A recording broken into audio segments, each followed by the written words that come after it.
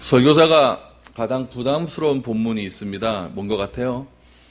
요한복음 3장 16절입니다. 그 본문을 갖고 설교하려고 그러면 참 어렵습니다.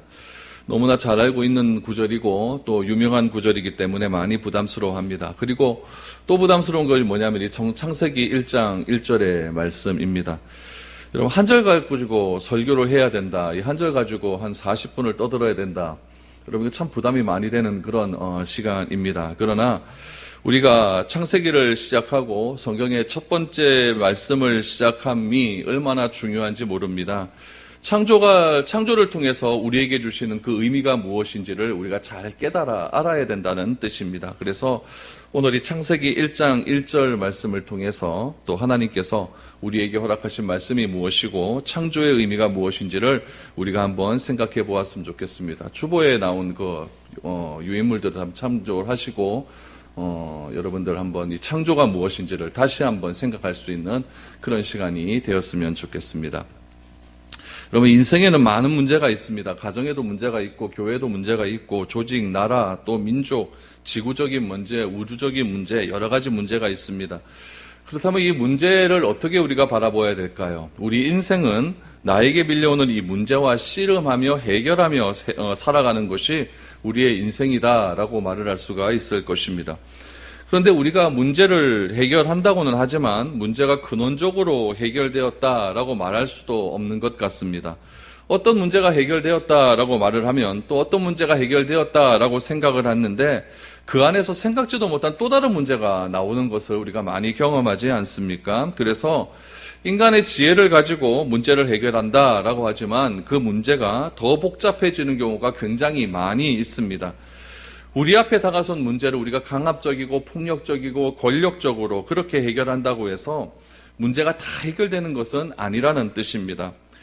그리스도인은 무엇을 기억해야 되냐면은 만물의 근원이 하나님께로부터 출발한다. 이 사실을 반드시 기억하고 있어야 됩니다. 여러분, 만물의 근원이 하나님으로부터 출발한다, 시작된다라고 하는 것은 우리의 경험일 수 있지만 더 근본적으로 들어가면 우리의 믿음입니다. 만물의 출발은 하나님이다. 이것은 믿음입니다. 인간으로부터 시작되는 것이 아니라 하나님으로부터 시작된다. 이것이 우리의 믿음이라는 것이죠. 성경은 처음 시작하면서 이렇게 선언합니다. 태초에 하나님이 천지를 창조하시니라. 이 말을 좀 여러분 쫙 한번 흩어보십시오. 흩어보시면은 단어가 몇 개 있습니까? 딱 4개입니다. 태초, 하나님, 천지, 창조. 딱 4가지입니다. 그러면은 선언을 딱 하고 나서 이 선언에 대한 무슨 해설이 있어야 되는데 그런 해설은 하나도 없습니다. 태초라고 합니다. 태초가 언제부터 언제까지를 태초라고 그럴까? 설명이 있습니까? 없습니다. 하나님이라고 합니다. 하나님, 주어가 하나님입니다. 그럼 하나님이 누구신지에 대한 설명도 한마디도 나와 있지 않습니다. 천지의 경계가 어디서부터 어디인지 이것에 대한 설명도 성경은 없습니다. 창조라고 합니다. 태초에 하나님이 천지를 창조했다 그러면 창조가 무엇인지에 대한 설명도 좀 나와주면 좋을 것 같은데 창조에 대한 설명도 하나도 나와 있지 않습니다. 오로지 이 4개의 단어를 조합을 해서 무엇이 나왔냐면은 하나님이 천지를 창조했다라고 하는 이 선언만 나와 있습니다. 히브리어는 어떻습니까? 히브리어는 창조에 관한 7개 단어가 조합이 됩니다. 7개 단어가 조합이 되어서 이 히브리어 창세기 1장 1절 말씀을 선언하고 있습니다. 그러면 여러분, 우리가 생각해야 될 것이 무엇이냐면은 이 하나님에 대한 창조의 선언, 이 창조의 선언이 도대체 무엇을 우리에게 알려주기 위함인가? 이거를 좀 우리가 깊이 좀 생각해야 됩니다. 복잡하게 생각할 거 없이 우리가 이 태초에 하나님이 천지를 창조하신다 이거 다 떼보겠습니다. 태초에도 이거 떼보고 또 다 떼고 하나님 천지라고 하는 말도 떼보겠습니다. 태초에 하나님 요거 다 떼보고 나면은 주어 동사만 딱 남지 않습니까? 뭐만 남아요? 하나님이 창조하셨다. 요것만 딱 남아요. 결국 이 성경이 우리에게 말하고 싶은 것은 무엇이냐면은 선언하면서 성경을 시작하면서 우리에게 말하고 싶은 것은 무엇이냐면은 하나님이 창조하셨다라는 겁니다. 하나님이 창조하셨다라고 하는 말 속에서 주인공은 누구겠습니까? 그러면은 하나님이라는 이야기예요. 인간은 늘 자신이 주인공이 되고 싶어 하죠. 교회라고 하는 단체 속에서도 내가 주인공이 되고 싶어하고, 회사에서도 내가 주인공이 되고 싶어하고, 작은 모임인 우리 친구들 간의 모임 속에서도 나 중심으로 무엇인가 돌아가면 좋겠다라고 하는 그런 인간의 욕망들이 많이 있습니다. 그러나 성경은 무엇이라고 이야기하냐면은 인간이 주인공이 아니라 하나님이 주인공이다. 하나님이 시작하셨고, 하나님이 주관하셨고, 하나님이 계획하셨고, 하나님이 계획하신 그 계획을 어떻게 이루어가고 있는가에 대한 이야기가 가득 차 있는 것이 성경의 이야기입니다. 우리 창세기는 전통적으로 모세가 기록했다라고 우리가 알고 있습니다. 그러면 여러분, 모세에게 하나님께서 천지를 창조하셨다라고 알려준 사람은 누굴까요? 누가 알려주셨을까요? 모세가 오경을 처음 기록했었을 때가 언제냐면은 지금으로부터 3,500년 전입니다. 3,500년 전.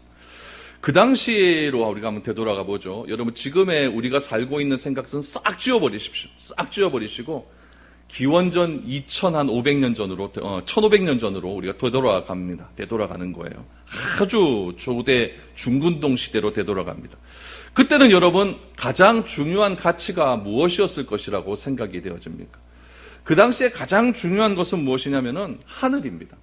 하늘도 그 당시에 사람들에게는 숭배의 대상이었고, 별도 숭배의 대상이었고, 바다도 숭배의 대상이었고, 또 커다란 짐승 이런 것도 숭배의 대상이었고, 하물며 이 곤충 같은 것들, 곤충도 숭배의 대상이었습니다. 요즘 우리 옛날 우리 고향 같은데 마을 같은데 보면 큰 나무 있지 않습니까? 그 나무가 우리 마을을 지켜주신다라고 생각하잖아요. 고대 근동 우리 3,500년 전에도 큰 나무가 하나 서 있으면은 그 나무가 우리를 지켜주신다라고 이렇게 생각을 할 때도 있었습니다. 큰 강이 있어요. 그 강도 우리를 지켜주는 신이 있다라고 생각을 했죠. 그러니까 고대 근동 사회에서는 어떤 생각을 가지고 살았냐면은 모든 것이 다 신 중심으로 돌아가는 거예요. 신이 지배하는 사회였고, 그리고 신과 사람이 있어요. 그럼 신과 사람을 이어주는 매개체가 있는 거예요. 그 사람을 무엇이라고 하냐면 제사장이라고 불렀어요. 그 제사장이 굉장한 권력을 가지고 있었던 그런 시대가 고대 근동 지방의 시대였다라는 이야기죠. 그러면은 모세는 어떻겠습니까? 모세는 그런 사회를 살아가면서 모세는 그런 사회적인 분위기 속에서 영향을 받았을까요? 안 받았을까요?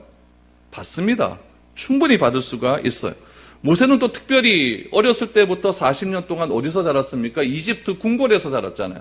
궁궐에서 뭘 배웠을까요? 천재를 배우고 수학을 배우고 또 종교학을 배우고 여러 가지 자연과학을 배워가면서 그렇게 이집트 문화를 많이 습득하면서 자라왔다는 거예요. 그럼 모세의 40년의 삶은 어떤 삶이었냐면 이집트 문화 속에서 깊이 빠져있는 그런 삶이었다는 것을 우리가 알게 돼요. 그렇다면 모세가 이 창세기를 씁니다. 창세기를 썼었을 때 모세의 생각 속에서는 이집트의 그런 모든 경험들이 가득 차 있었는데 이렇게 가득 차 있는 경험 속에 있는 모세에게 누가 어떻게 말해줘갖고 태초에 하나님이 천지를 창조하셨다 이런 선언을 감히 할 수 있겠습니까? 누가 이런 것들을 알려주셨을까요? 성경은 우리에게 이렇게 이야기합니다. 디모데후서 3장 16절 말씀해 보시면은 모든 성경은 하나님의 감동으로 된 것이다 라고 이야기합니다. 여기서 말하는 모든이라는 것은 제가 지금 설명드린 이 창세기를 포함하는 겁니다. 창세기의 1장 1절을 포함하는 겁니다. 애굽의 모든 문화를 경험하고 애굽의 모든 것들을 생각하고 애굽의 모든 문화를 알고 있었던 영향을 받았던 그 모세에게도 그대로 경험되는 말입니다. 그 모든 것들을 경험한 모세에게 누가 말씀하셨다? 하나님이 말씀하신 거예요. 하나님께서 감동을 주신 거예요. 누구에게? 모세에게 그렇게 주셨다라는 이야기죠. 그러므로 이 창조라고 하는 생각은 인간의 생각으로 도저히 지어낼 수 없는 그런 말입니다. 어떻게 창조라는 말을 생각할 수가 있을까요? 어떻게 인간이 하나님이라는 존재를 알 수가 있었고 그 하나님이라는 존재가 어떻게 창조했다라는 말을 무슨 근거를 가지고 생각할 수가 있었겠습니까? 그 당시에 고대 근동 아시아 지방의 문헌들을 살펴보면은 다양한 세상의 기원들이 있습니다. 성경에서 전개되고 있는 이 창조에 대한 이야기, 이 창조에 대한 이야기는 그 당시 고대 근동 지역에서 들려왔던 창조의 이야기와는 굉장히 다른 이야기입니다. 여러 나라의 그런 창조의 이야기가 있지만 오늘 이 성경은 창세기는 모세가 썼기 때문에 이집트에 대한 창조 이야기를 제가 여러분들께 조금 해드리겠습니다. 이집트 사람들은 이 세상을 창조한 사람이 누구라고 믿었냐면 크놈이라고 하는 신이 있었다. 이 크놈에 의해서 세상이 시작되었다라고 믿습니다. 이 크놈에 의해서 어떤 한 신이 탄생하게 됩니다. 그 신의 이름이 뭐냐면은 누라는 신입니다. 누. 쉽죠? 누. 이 누라는 신은 어떤 신이었냐면은 바다의 신입니다. 바다의 신. 그래서 바다를 다스리는 그런 신이었죠. 그럼 바다를 가만히 다스리다 보니까 바다에는 뭐가 있어야 돼요? 물고기가 있어야 되죠. 그럼 물고기의 신을 하나 딱 만들어 주는 거예요. 또 바닷속에 보면 또 뭐가 있습니까? 해초 같은 게 있잖아요. 그럼 해초의 신을 하나 딱 만들어 주는 것이죠. 그러니까 고대 이집트 사람들이 생각하는 그 창조의 시작은 뭐냐면은 크놈으로부터 시작해서 누에게 이어지는데 이 누가 자기가 필요한 대로 각자의 신을 만들어 주는 겁니다. 그렇게 신을 만들어 놓고 그 신들에게 일을 맡기는 거예요. 일을 맡겨요. 그럼 그 신들이 누의 영향을 받아서 일을 열심히 합니다. 근데 그 신들이 일을 하다 보니까 내가 그래도 신인데 이거 우사스럽게 이거 내가 일을 해야 되나? 그래서 뭘 하나 만듭니다. 그게 누굴까요? 인간이에요. 그러니까 철저하게 이집트 사람들이 생각하는 인간은 어떤 존재냐면은 신에 의해서 지배받는 사람입니다. 신이 무엇인가를 해야 되는데 그 일을 하기 싫으니까 우리 인간들이 만들어졌다라고 생각하는 것이 바로 이집트 사람들이 생각하는 그런 인간론이었고 세상들이 창조되는 창조론이었다는 이야기예요. 이런 이야기를 모세는 알았을까요? 몰랐을까요? 알죠. 모세도 궁궐에서 그런 모든 것들을 다 배웠다는 이야기죠. 이에 반해서 성경은 무엇이라고 얘기합니까? 굉장히 단순해요. 창조론은 굉장히 단순하죠. 유일하신 하나님이 존재했는데 그 하나님이 말씀으로 세상을 창조하셨다. 그 창조는 무엇이냐? 굉장히 무질서했어요. 세상이 무질서했는데 그 무질서한 공간을 어떻게 만들어주셨다? 질서 있는 공간으로 만들어주셨다. 우리가 성경을 쭉 읽어보면 이제 2절에 보면은 여러분 세상이 암흑 가운데 있고 흑암 가운데 있고 공허했고 혼돈 가운데 있었다 그러잖아요. 이건 뭐냐면은 무질서했다라는 거예요. 그 무질서한 것을 하나님께서 하나하나 정리를 하기 시작을 합니다. 빛을 만드시고 또한 땅과 물을 나누시고 땅에는 있어야 될 것을 따로 정리를 하시고 하늘에 있어야 될 것을 정리를 하시고 바다에 있어야 될 걸 정리하시고 하늘에 있는 해와 달을 만드시고 그 다음에 사람을 만드시고 다 이렇게 정리를 하지 않습니까? 그러니까 하나님께서 창조하신 이 창조의 근원은 무엇이니 핵심은 무엇이냐면은 무질서했던 모든 것들을 질서 있게 만드는 일이었다라는 이야기죠. 그러므로 이집트 사람들이 생각했던 그런 창조와 우리의 창조는 하나님께서 창조는 여러분 근본적으로 다르다라는 이야기입니다. 이런 상황 속에서 모세가 하나님의 감동을 받습니다. 하나님의 감동을 받아서 첫 번째로 시작하는 것이 무엇이었다고요? 태초에 하나님이 천지를 창조하셨다. 얼마나 감동적인 이야기입니까? 지금까지 자기가 생각해왔던 여러 가지 생각들이 있는데 그 생각을 뛰어넘는 어떤 강력한 충격이 온 거죠. 그 충격이 무엇이었을까요? 모세가 시내 산에 올라가서 당신은 누구십니까? 그랬더니 나는 하나님이다. 하나님이다. 나는 나다. 나는 스스로 있는 자다. 이런 하나님의 존재를 알고부터 하나님 자기가 그동안 배워왔던 모든 것들이 역전되기 시작을 합니다. 여러분 이런 이야기는 우리 바울에서도 알 수가 있지 않습니까? 바울은 얼마나 유대주의자입니까? 바울이 공부했던 그 바울의 율법에 대한 공부들, 또 그 당시에 여러 가지 또 배경에 대한 공부들, 얼마나 많이 했겠어요. 그러나 바울이 다메섹으로 가는 도중에 부활하신 예수 그리스도를 경험하고 난 뒤에 바울이 자기가 경험했던 모든 지식들을 무엇이라고 이야기합니까? 쓰레기라고 얘기하지 않습니까? 나는 다 배설물로 여긴다. 배설물로 여긴다. 그러니까 자기가 생각했던 그 어떤 것보다 더 충격적인 사건들이 밀려오게 되면은 자기의 가치가 바뀐다는 이야기. 가치가 바뀌어지고 자기가 생각해왔던 모든 것들이 혁명이 일어나게 된다라는 겁니다. 그것을 성경에서는 무엇이라고 이야기하냐면은 새로운 피조물이 되었다라고 이야기하고 그것을 우리는 구원이다라고 이야기를 할 수가 있는 것입니다. 그래서 이 창세기 1장 1절에 나오는 이 창조에 대한 선언은 그런 의미에서 굉장히 파괴력이 있는 그런 선언이다라는 말을 우리가 할 수가 있습니다. 우리 창세기 1장에 등장하는 이 창조라고 하는 단어, 우리 주보에 보면 창조라고 하는 단어에 히브리어를 적어놨는데 이렇게 읽는 것이 아니라 거꾸로 읽는 겁니다. 오른쪽에서 왼쪽으로 읽는 거예요. 창조. 그거를 뭐 어떻게 읽냐면은 바라라고 있어요. 바라. 한 바레 창조. 바레. 만들어놨으니까 바라입니다. 바라. 이 바라라고 하는 단어는 인간에게는 사용할 수 없는 단어예요. 오직 누구에게만 사용되냐면은 하나님에게만 사용되는 그런 단어입니다. 왜냐하면은 이 창조라는 것은 없는 것에서 있는 것을 만드는 작업이기 때문에 그렇습니다. 여러분, 없는 것에서 있는 것을 만든다. 이것은 우리의 생각 밖의 일이에요. 여러분, 이 유리는 이런 것들은 뭘로 만듭니까? 다 있는 것에서 만들잖아요.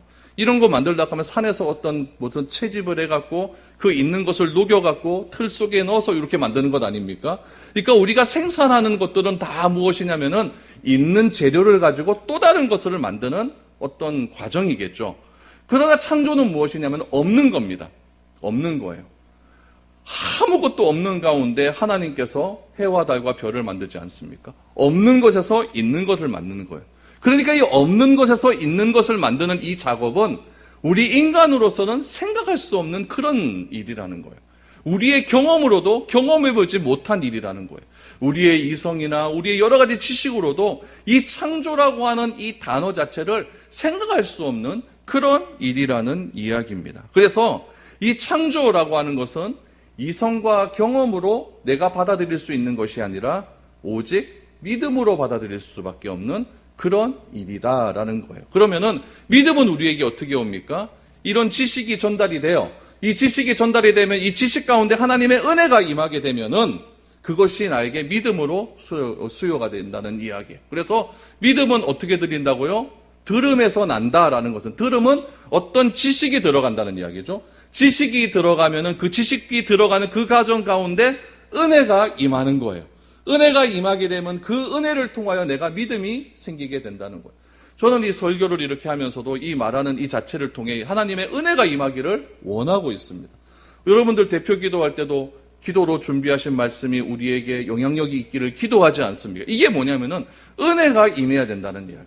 제가 은혜가 임하지 않는 단순한 이런 이야기라면 이건 무슨 강의죠, 그렇죠?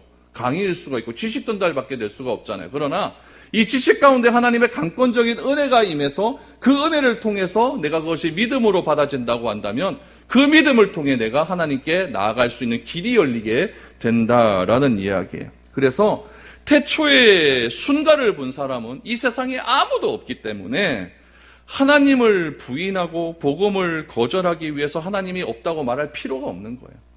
하나님이 태초에 계셨고 태초에 계신 하나님이 천지를 창조했다고 그러는데 네가 그거 봤냐 이거죠. 그렇기 때문에 하나님이 없다고 말할 필요가 없는 겁니다. 말할 필요가 없는 거예요.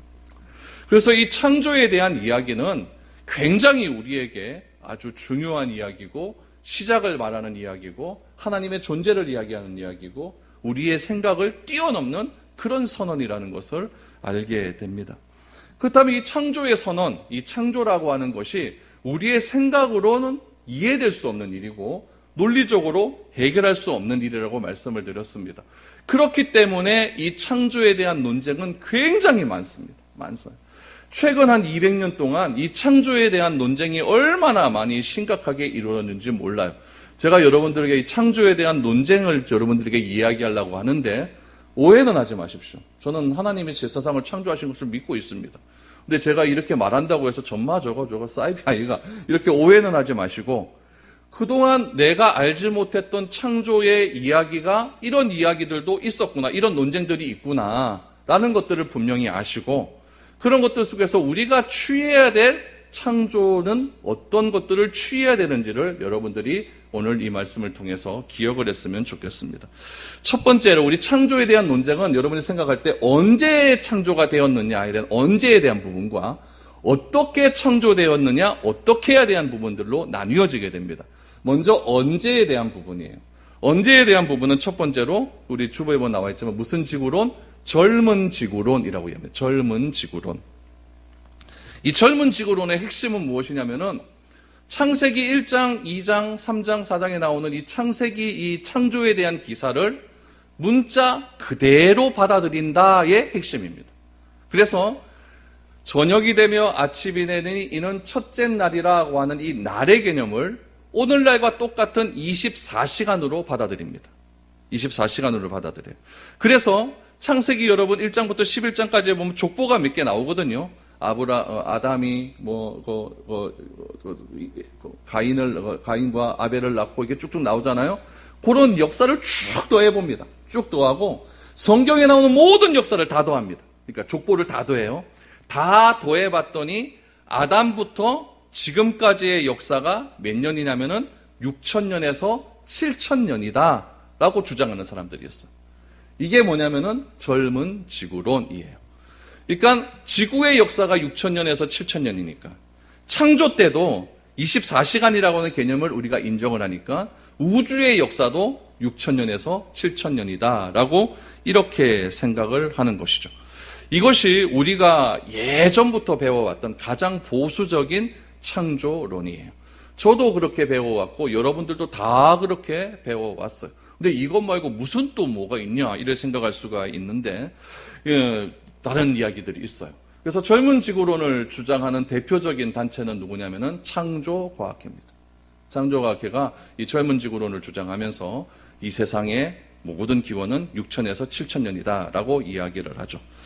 두 번째 논쟁은 무엇이냐면은 늙은 지구론입니다. 늙은 지구론. 재밌죠? 젊은 지구론, 늙은 지구론.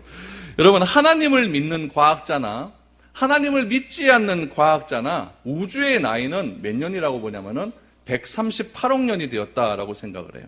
그렇게 생각하고 지구의 나이는 얼마가 되었다고 얘기하냐면 46억 년이 되었다라고 이야기를 합니다. 그럼 여러분 한번 보세요. 한쪽에는 지구와 우주의 나이가 6,000년에서 7,000년 되었다 그러고 한쪽에서는 우주의 나이는 138억 년이고 지구의 나이는 46억 년이 되었다고 한다면 여러분 한 1, 2천 차이면은 뭐 어떻게 좀 합의를 볼 수가 있겠는데 이거는 합의 볼 수 있는 개념이 아닙니다. 이 차이가 뭐 100억 년 이상 차이가 나버리니까 여러분 이 시간적인 간격을 도저히 좁힐 수가 없는 거죠. 그래서 다 각자 자기 길로 이렇게 갑니다. 그렇다면 여러분 이 과학자들이 이 우주의 나이 138억 년, 지구의 나이 46년을 추구하는 근거가 있을 것 아닙니까? 그 근거는 뭐냐 이거예요. 1929년에 허블이라고 하는 과학자가 있어요. 여러분 허블 만환경 아십니까? 하늘 바라보면 허블 만환경 제일 좋은 거 아마 그 천문대 같은 거 보면 허블 만환경이라고 있는데 이 허블이라고 하는 천체학자가 천체 만환경을 가지고 은하계를 이렇게 봤어요. 은하계를 봤는데 오늘 이렇게 우리는 이게 은하계에 살고 있지 않습니까? 은하계에 살고 있는데 이 은하계가 우리가 살고 있는 이 은하계만 있는 것이 아니라 다른 은하계도 있거든요. 그래서 우리가 살고 있는 은하계와 다른 은하계 사이의 거리가 얼마인지를 이렇게 재봤어요. 이렇게 수학적으로 이렇게 재보니까 가만히 보니까 예를 드는 겁니다. 한 100km쯤 돼요. 한 2년 있다가 재봤어요. 재봤더니 이게 똑같이 100km이 되는데 2년 있다 재봤더니 200km가 된 거예요. 3년 있다 재봤더니 더 늘어나는 거예요. 그래서 이 허블이라고 하는 사람이 이 우주는 팽창하는구나. 그래서 새로운 학설을 하나 내놓기 시작합니다. 우주 팽창론. 이거는 우주공학에서는 굉장히 인정받고 있는 그런 이야기입니다. 이걸 예를 들어서 이렇게 얘기하죠. 우리 풍선을 이렇게 불 때 풍선에다 점을 막 찍어요. 하얀 풍선에 점을 막 찍은 다음에 후 불면은 풍선이 점점 팽창하면서 쪼그라들었을 때는 이 점이 가까웠지만은 팽창을 하면 늘어나지 않습니까? 이런 원리와 같다라고 생각을 하는 거죠. 그래서 이 허블이라고 하는 사람이 논문을 발표하고 이것을 역으로 생각을 하는 거예요. 역으로 생각을 한다는 얘기는 뭐냐면은 점점 멀어졌으니까 은하계에서 멀어지니까 저 태초로 지나가게 되면 최초로 가게 되면은 이 멀었던 거리가 제일 가까웠을 때가 있었겠죠. 그렇죠? 있었을 거예요.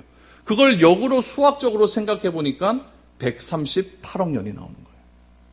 그래서 이 우주 팽창론자들이 이렇게 나오게 되었고 우주가 지금보다 훨씬 더 작았을 때가 있었다라고 하는 이야기가 나온 거죠. 이런 이론을 무엇이라고 이야기하냐면 늙은 지구론이라고 이야기합니다. 근데 여기서도 조금 오류가 있는 것이 무엇이냐면은 우주의 기원을 설명하지를 못해요. 우주의 기원을 설명하지 못하죠. 그래서 이걸 어떻게 설명하냐면은 하나님이 우주를 처음 창조하셨을 때는 좁은 의미의 우주를 창조하셨다. 그러나 시간이 지남에 따라서 우주가 이렇게 팽창해졌다라고 이렇게 주장을 합니다. 이것이 늙은 지구론이라고 이야기합니다. 세 번째는 무엇이냐면은 그러면은 어떻게 창조되었느냐? 어떻게 창조되었느냐? 여러분들이 조금 생각할 건 무엇이냐면은 창조의 반대말이 진화다라고 생각은 버리십시오. 창조의 반대말이 진화는 아니라 창조의 반대말은 뭐냐면은 무신론입니다. 창조는 하나님이 창조하셨다라고 하기 때문에 창조는 하나님에게만 쓰이는 단어이기 때문에 창조를 거부하는 것은 누구를 거부하는 거예요? 하나님을 거부하는 거예요. 그래서 창조의 반대말은 진화가 아닙니다. 창조의 반대말은 무신론이에요. 그래서 세 번째는 무엇이냐면은 어떻게 창조되었느냐? 진화론적 창조론, 진화론적 창조론.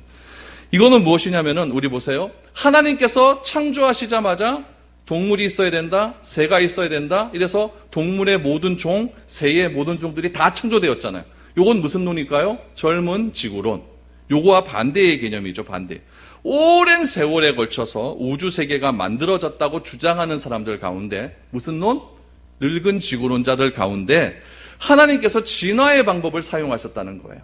그래서 기본적인 생물을 하나님께서 창조하셨고 그 생물이 점점 변화되어 가잖아요. 그 변화되어 가는 모든 과정을 하나님께서 친히 개입하셨다라고 주장하는 사람이 진화론적 창조론자들입니다. 하나님은 없다고 말하지 않아요. 그러나 동물이나 식물들이 이렇게 점점 진화되어 가는 과정을 하나님께서 간섭하셨다라고 주장하는 사람이에요. 네 번째는 무엇이냐면은 유신론적 진화론이에요. 이거는 제일 좌측에 있는 그런 사람들입니다. 이건 뭐냐면은 하나님께서 그냥 설계만 딱 해놓은 거죠. 설계만 딱 해놓으시고 나머지는 스스로 진화되었다라고 말하는 사람들입니다. 그래서 하나님께서 진화의 과정을 계획하시는 궤도에서 이탈하지 않도록 이렇게 간섭하신다라고 말을 하는 거예요. 여러분 창세기 1장에 나오는 이 창조에 대한 논쟁은 이렇게 다양한 논쟁들이 있습니다. 과거의 신학에서는 저도 젊은 지구론을 믿고 있었습니다. 그러나 요즘 신학에서는 어느 쪽으로 많이 넘어가냐면은 지구의 역사가 146억 년이고 우주의 역사가 137억 년이 되었다고 하는 8억 년이 되었다고 하는 늙은 지구론 쪽으로 지금 많이 넘어가고 있는 과정인데 중요한 건 무엇이냐면은 젊은 지구론이든 늙은 지구론이든 하나님이 창조하셨다. 이거는 확실한 사실입니다. 그래서 이 창조에 대한 이야기들이 이렇게 다양하게 지금 우리 가운데 일어나고 있다라는 것을 여러분들이 기억을 하셨으면 좋겠습니다.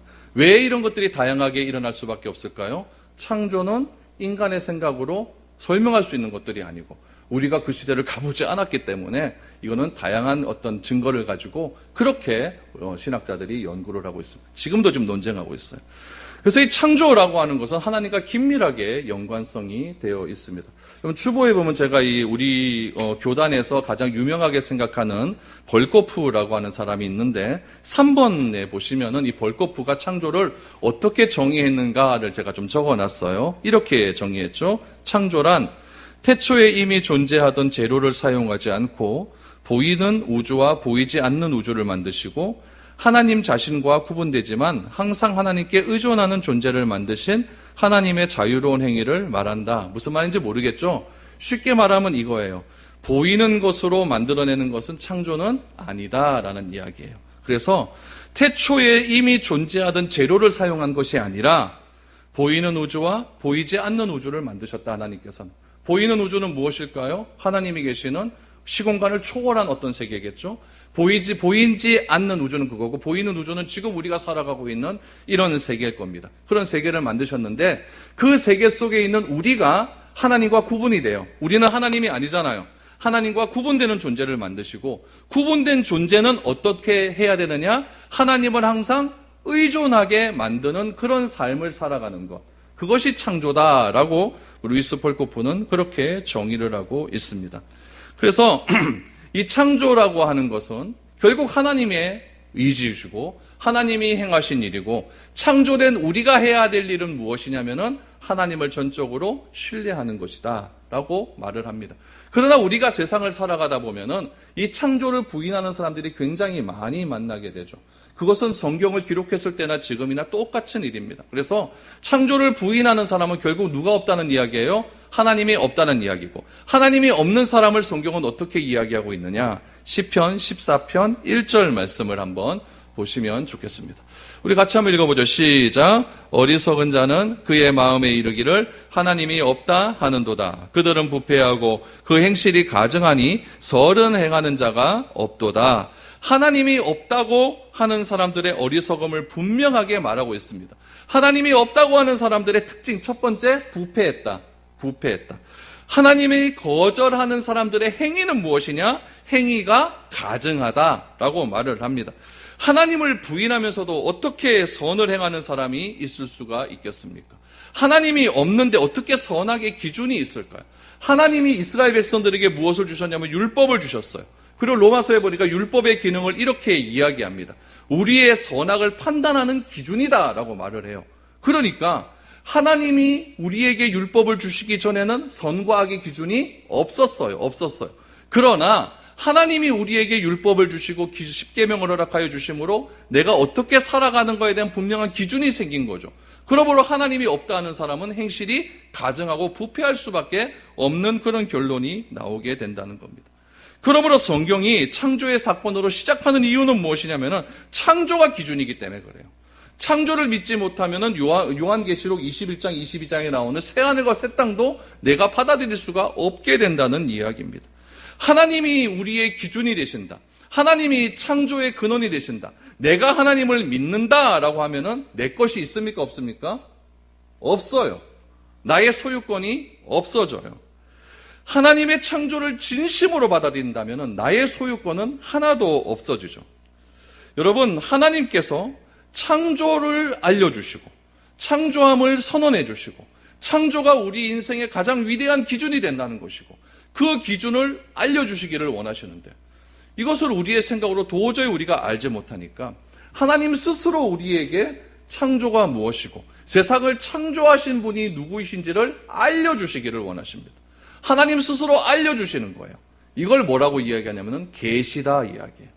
하나님이 알려주시는 것, 그걸 계시다 이야기예요. 이 계시에는 두 가지의 계시가 있습니다. 첫 번째는 무엇이냐면 일반 계시가 있어요. 일반 계시. 일반 계시는 여러분 무엇이냐면은 천지 만물을 통해서 하나님께서 하나님을 알만한 것들을 다 보여주셨어요. 우리 로마서 1장 19절 말씀을 보십시오. 로마서 1장 19절 말씀을 보시면 이런 말씀이 있습니다.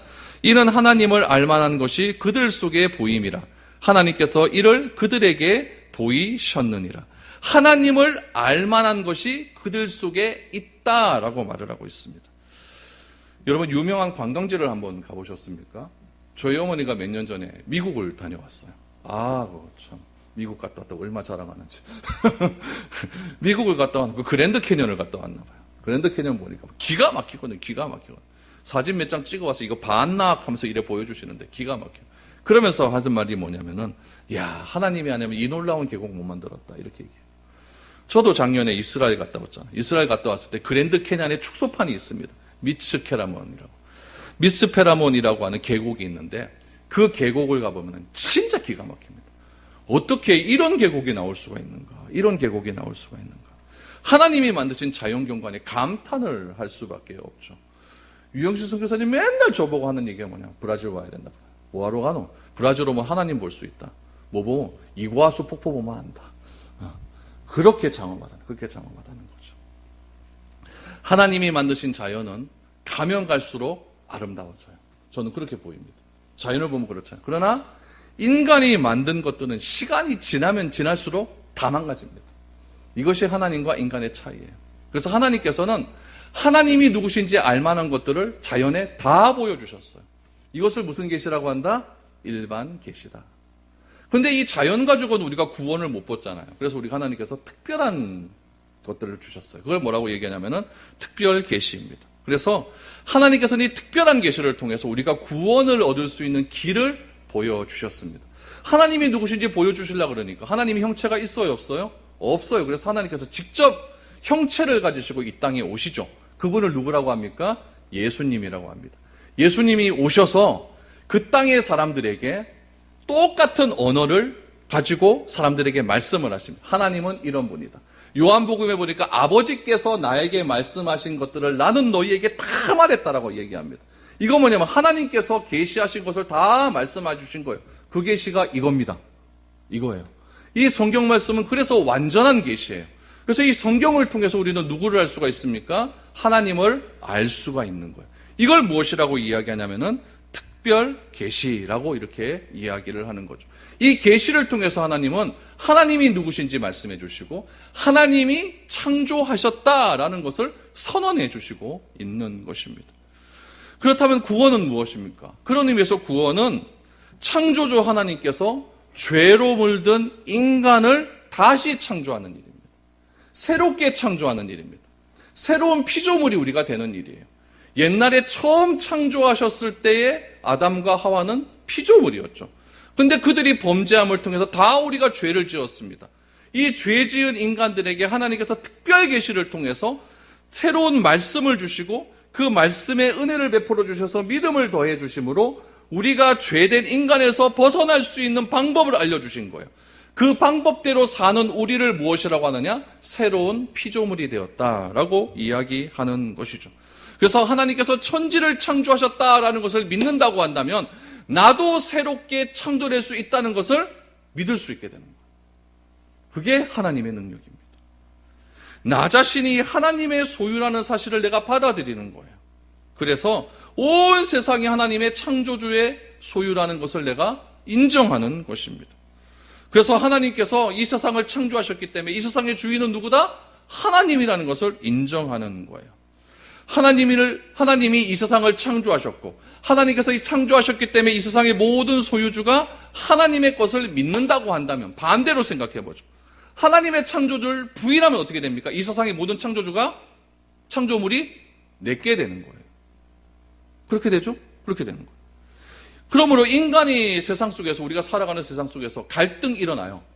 갈등의 모든 근원은 무엇입니까? 소유권 전쟁이에요. 전쟁은 왜 일어납니까? 이 땅이 네 땅이냐 내 땅이냐. 그래서 경계선 걷는 거죠. 경계선 걷는 거죠. 여기까지는 네 땅, 여기까지는 내 땅. 이게 어른들만의 문제입니까? 전 어렸을 때 책상근에도 38선 그었어요. 그거 갖고 여기까지 넘어오면은 네 땅, 내 땅. 넘어가면 다 뺏어가고. 애들에게도 이런 소유권이 있어요. 여러분들 집에서 소유권 전쟁 안 합니까? 누구의 말을 더 들어야 되느냐? 권력에 대한 소유권이죠. 세상은 어떻습니까? 세상은 다 그래요. 우리가 공부를 합니다. 공부해서 지식이 나에게 들어왔어요. 이 지식까지도 내 거라고 생각하면은 나를 위해서만 쓰는 거죠. 내가 좋은 데 가서 돈 더 많이 벌고 권력 더 많이 차지해서 나를 위해 살겠다. 그러나 하나님께 이 지식도 하나님의 것이라고 인정이 되어진다고 한다면 이 지식을 가지고 남을 위해 사용하겠죠. 그것이 창조주 하나님을 믿는 우리의 삶입니다. 그러나 그 하나님을 거부하는 순간 세상의 모든 것은 다 내 것이 돼요. 자식도 내 것, 교회도 내 것. 그러니까 교회에서 세습이 일어나는 것이고 교회 재산 갖고 치고받고 싸우는 일이 그래서 일어나는 것입니다. 하나님께서 천지를 창조하신 그 현장에 우리는 없었습니다.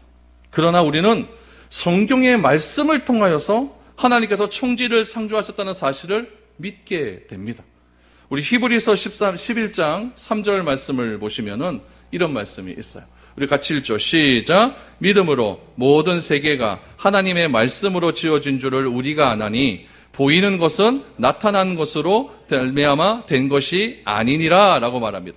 믿음으로 세상이 하나님께서 창조하신 것을 안다는 거예요. 그런데 보이는 것, 이런 보이는 것, 이것은 무엇이다? 보이지 않는 것으로, 그러니까 보이는 것이 보이는 것으로 우리에게 드러난 것이 아니라는 이야기예요. 이 보이는 것 안에는 보이지 않는 것이 있다는 이야기예요. 무슨 말이냐면은 우리 몸은 보입니까? 안 보입니까? 보여요. 우리 몸에 세포가 몇 개 있는지 아십니까? 안 보이는 세포가 60조가 있대요. 60조. 우리 몸 안에 있는 미생물은 몇 개가 있는지 아십니까? 120조에서 500조가 있다고 합니다. 그런 것들이 보이지 않는 것들이 조합이 돼서 보이는 우리가 나오는 거예요. 그러니까 보이는 것은 빙산의 일각이에요. 하나님은 보입니까? 안 보입니까? 안 보여요. 그 안 보이시는 하나님이 하나님의 놀라운 방법으로 보이는 우리를 창조하신 거예요. 그럼 보이는 우리가 하나님을 어떻게 알 수가 있어요? 모릅니다. 이건 모르는 거예요. 그러니까 하나님께서 자기를 보이신 거예요. 보이신 거예요. 그것이 계시이고, 그것이 자연이고, 그것이 예수 그리스도시고, 그것이 성경입니다. 이것을 우리가 믿어야 하는 거예요. 그래서 우리의 신앙의 기초는 뭐다? 창조주 하나님을 믿는 겁니다. 여기서 뭐가 나오느냐? 시작을 하나님이 하셨으니까 마무리도 하나님이 하신다가 나오는 거예요. 그래서 하나님은 알파와 오메가가 되시는 것이고 처음과 마지막이 되시는 거예요. 그러므로 가장 위대한 행동은 무엇이냐? 이 세상을 창조하신 하나님께 다시 컴백하는 거예요. 다시 돌아가는 거예요. 창조주 하나님을 아는 거예요. 창조주 하나님을 인정하는 거예요. 창조주 하나님을 기억하는 거예요. 창조주 하나님 안에서 우리가 하나가 되고 평등해지고 그분 앞에 설 때에 인간은 오로지 겸손해질 수가 있는 겁니다. 그것이 하나님께서 모세에게 알려주신 창조의 능력이었습니다. 그 모세는 그 창조의 능력을 알았기 때문에 다른 것 아무것도 쓰지 않고 단 한마디의 글로 이 성경을 시작합니다. 태초에 하나님이 천지를 창조하시니라. 이것은 믿음의 행위이다. 믿음의 행위이다. 이 사실을 믿을 때에 하나님께서 이 모든 세상을 계획하시고 이끌어가시고 마무리하신다는 사실도 믿을 수가 있다. 그 안에서 우리가 살아갈 때에 참된 하나님의 백성으로서의 삶을 살아갈 수 있음을 말씀해 주시고 있습니다. 오늘 창세기 1장 1절을 여러분들에게 말씀을 드리면서 혹시 창조론에 대해서 이야기할 때 조금 이거 왜 저러지? 거부감이 있을 수도 있지만 뭐 그런 것이 있다라는 것만 알면 됩니다. 제가 뭐 부인하는 것도 아닙니다. 중요한 것은 세상은 누가 창조했다? 하나님이 창조하셨다. 우리는 하나님 안에 있다. 하나님 안에서 신실한 마음으로 그렇게 겸손한 삶을 살아가는 것이야말로 진정한 창조주를 믿는 삶이라는 것을 기억하시고 앞으로 남은 삶도 우리 하나님 안에서 우리 창조주 하나님을 기억하며 그렇게 살아갈 수 있는 저와 여러분들이 될 수 있기를 축복드립니다.